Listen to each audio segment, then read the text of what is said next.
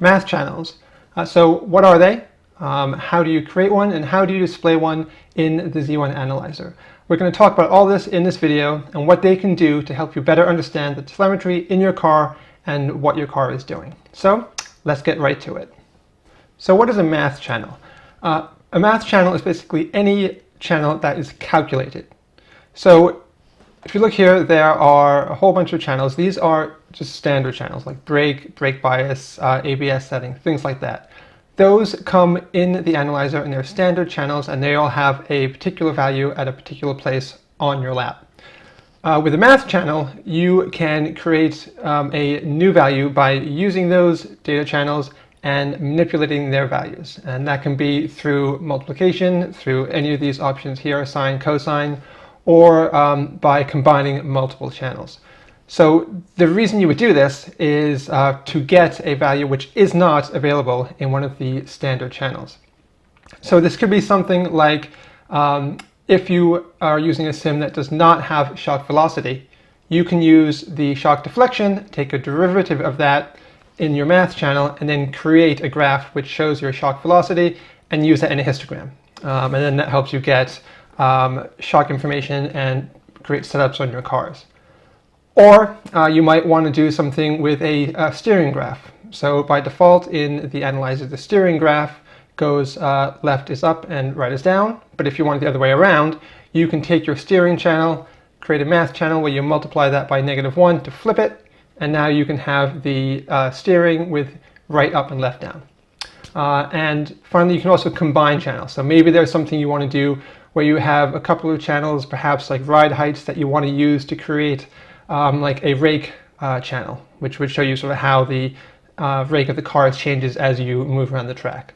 So these are all things that you can use math channels to do, and this math channel dialog is where you create the math channel to make that happen.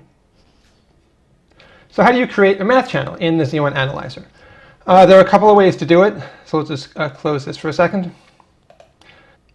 So if you go over here to data channels, there's new math channel and edit math channel. So if I choose edit, it gives me a list of my current math channels, and I can double click on one.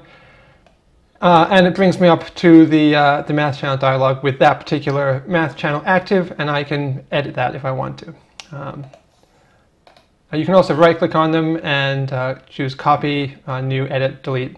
So if you want to use an existing math channel as your basis for a new one, copy is the way to go. Or you can go to data channels and then to new math channel. So that's what we'll do here. So we've created a new math channel, and you have various options at the top. Obviously your name. So for the moment, we'll just say it's my math channel. The units, you can put anything you want in here. This is for your reference. It doesn't have any effect on what gets displayed. It's just so that you know what units you're using in your math channel.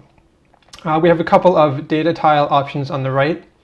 So a data tile is, if you look down here, we have this data tile here which shows the throttle. It's basically just displaying the value of whatever that data channel is at the current location on the lap. So if you create a math channel, you can specify what color do you want the data tile to be displayed in. In this case, the throttle one is green. The default for math channel is blue, but you can choose any color you want. And then how many decimal points do you want in that data tile when you display it in your layout. Then the next thing is you have to choose a data channel. So we have all our standard data channels here. You can scroll down them, and if you go far enough down, you will get to custom channels. So right now these are listed alphabetically.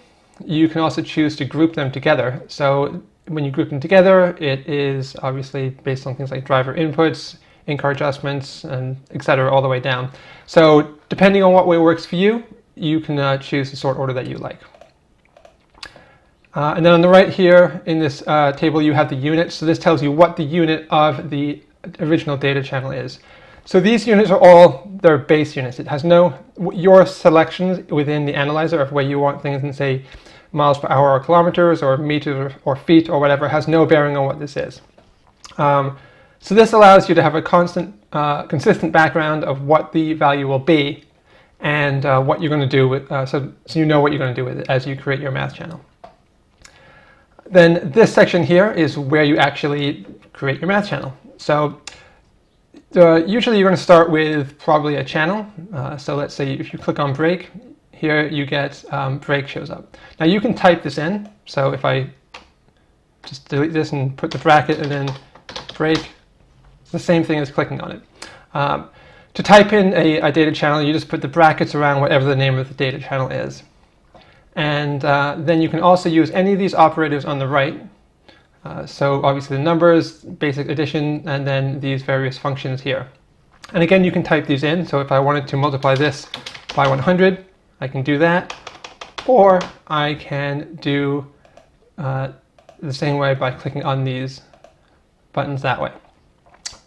And then as you notice, when you build your math channel, the math channel is color-coded. These colors are user settable in the settings dialog under the color tab if you want to change them from their defaults. So now, let's just delete this for a second. We'll look at a couple options we talked about originally. So if you wanted to create, say, a derivative of the velocity, because let's say make this group to make it easier to find. So say your sim, and this happens with things like Assetto Corsa, does not have shock velocity. You need shock velocity if you want to do histograms, but if you don't have it, you can create it. So what we would do is we would create a derivative by hitting this DER button, and then choose the shock deflection we're interested in, which is the left front in this case. Then we need to close the parentheses because we open it here. So you can either do that by clicking on the parentheses button or just closing it. And then we want it to be not in meters because that's pretty hard to see, but in millimeters. So I'm going to multiply this whole thing by 1,000. So now this is giving me a derivative of the shock deflection, which is basically the velocity, and then you can use that in your histogram. So another thing we talked about was flipping something like steering percentage. So to do that, I'll choose the steering percentage, and then you get this graph here, which is obviously what your steering trace looks like. So if I wanted to flip this so it's the other way around, I can basically, what you want to do is you want to multiply it by -1. So to do that, again, you can choose these buttons, multiply. And to get a negative number, you just click the negative button, and then in this case 1, and then close the parentheses. So now this graph is flipped from what it was originally. And if you look at it, you can notice, for example, like this peak here is at the top, and if we get rid of the times -1, that peak now is down here at the bottom. So basically taking any channel, multiplying it by -1 flips what you see in your results. And then we also talked about combining channels. So if we look at something we might want to combine, so let's find some ride height. So here, in this case, it's under the suspension. We have left, front, right height, and etc. The four corners. So let's say we want to look at the left front and the left rear. So we can do something like the left front ride height, and then we'll add the left rear ride height. And now we can also, let's just divide this whole thing by 2.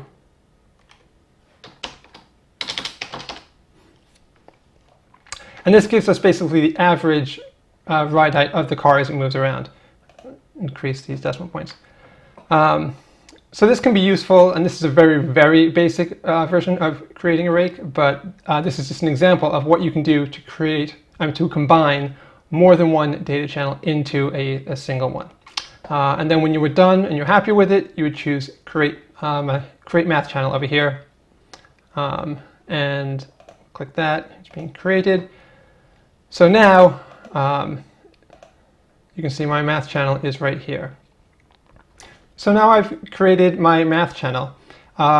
In order to display it in the trace, the first thing I need to do is create a custom trace with that math channel in the trace. So to do that, I'm going to go here and do new custom trace. We did a whole nother video about what custom traces are and how you create them and all their settings. So We will link that in the description below. So for this one, we're just going to quickly add in our math channel. So I'm going to call this my math channel, and I'm going to go and find it, which will be down at the bottom here. Click on that. I'm going to change the color to something else. Let's go with green, let's say. So this is fine, and I'm going to create the channel.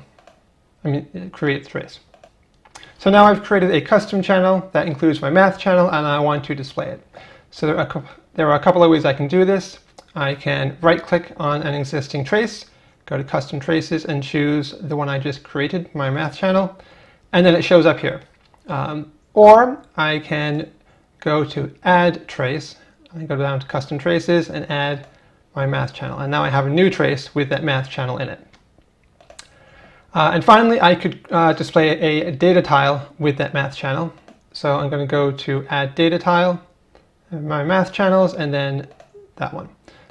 And the settings in here are based on what we defined when we created the math channel. So the color and the number of decimal points that we want in this data tile.